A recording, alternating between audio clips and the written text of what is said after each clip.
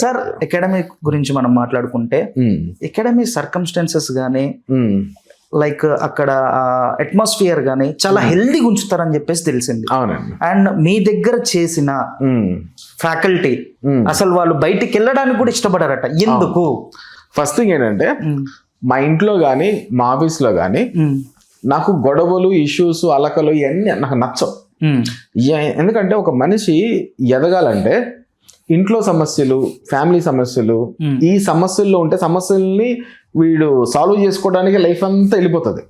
సమస్యల్లో లేనివాడే ఒక గోల్ పెట్టుకుని ముందుకెళ్తాడనే ఒక ఐడియాలజీలో నేను ఉంటాను అనమాట.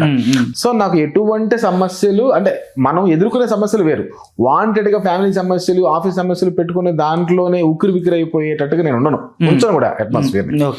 సో నాకు వచ్చే స్టాఫ్ కూడా, పిల్లలు కూడా, వాళ్ళకి బయట ఏ సమస్యలైనా ఉండనియండి, మన అకాడమీలోకి ఎంటర్ అయ్యారంటే అందరికి ఒక మంచి వైబ్ ఉంటుంది. ఫస్ట్ ఆ వైబ్ ఏంటంటే మనం ఎందుకు వచ్చాం, మనం ఈరోజు ఎందుకు వచ్చాం, మనం కొంతమంది పిల్లలకి మనం కొంత జ్ఞానం ఇవ్వడానికి వచ్చాం.